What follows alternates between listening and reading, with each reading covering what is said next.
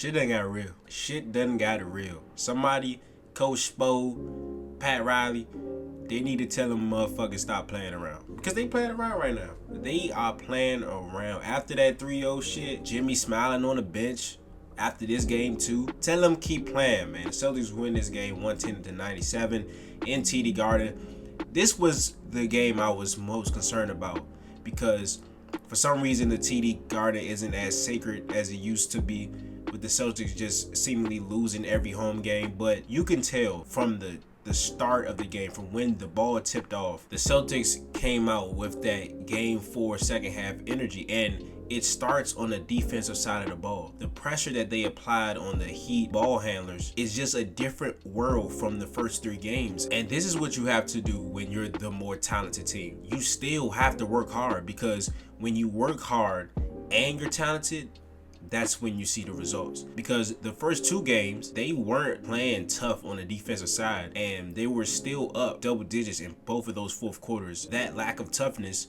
let the Heat come back and win those 2 games in TD Garden. But when there's a talent deficiency between 2 teams, you, as the more talented team, have to make that other team be more talented than you. For an example, when you put pressure on guys like Strus, Duncan Robinson, Kyle Lowry that have the ball in their hands, it takes a lot more talent to break down a defender like Derek White, Jaylen Brown, Tatum, and Smart than to just sit there and hit a wide open shot. Duncan Robinson and Haywood Highsmith and Caleb Martin still had pretty good games, but we forced 16 Heat turnovers, had 27 points off their turnovers, because we forced guys that aren't that great of a ball handler to handle the ball under pressure and in pressure situations, and they gave the ball up. They just literally gave us the ball when we played them tough on the defensive side on ball. Also, with the defense, which I've been saying this whole time, like, yeah, the Celtics weren't hitting threes, and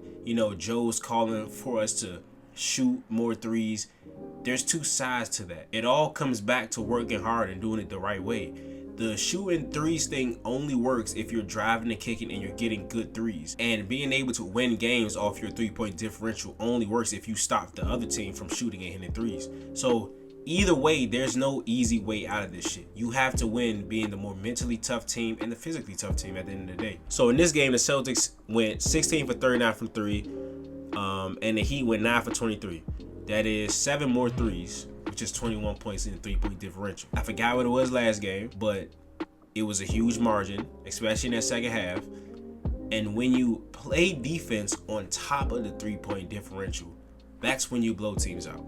That's Celtic basketball. You can't just shoot threes and be like, oh yeah, let's give wide open threes, catch and shoot threes at that, to guys like Max Strus, Duncan Robinson, Caleb Martin, and now Haywood Highsmith, I guess. But this is Celtics basketball, bro. This is how you play basketball. And I don't mean to jinx them, but since being down 3-0, Joe Mazzulla has outcoached Eric Spoelstra. Now, I pray to God that continues, because it's almost like his awareness as a coach heightened when they went down 3-0. He's been calling timeouts that he hasn't called all season.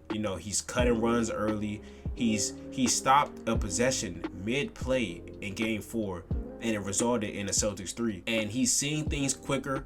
He's making the adjustments quicker, and it's ultimately helping us. And Grant is just a guy that has to play. This is an adjustment that Joe is like, okay, I fucked up on, but I'm going to try to make it right. I wish he didn't have to wait till we're down 3-0, but Grant should have been playing this whole time.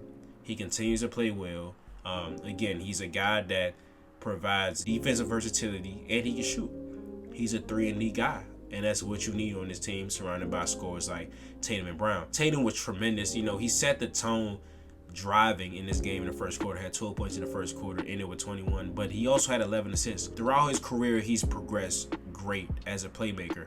And the Celtics, have been imploring him to be that point Tatum type of thing. But it's not as consistent as I want it to be. But when he's on and he's calm, he's patient, and he's making the right decisions, this is one of the best all-around players in this game, because he's basically a 10 rebound guy now. So it's like he's scoring 25 plus, getting 10 rebounds, and if he can average like 5 to 6 assists a night, he can easily be a top 5 player. But for Tatum, it's about consistency. He has to play this well on a consistent basis, and in elimination games, that's what he's done. He's laid his heart out in elimination games repeatedly. That's a thing, that gives us Celtics fans confidence, is that at the times where we absolutely have to have it, Tatum's gonna give it to us. So hope we keep playing. Jaylen Brown got on track this game with 21 points. He chose his spots better this game on the offensive side.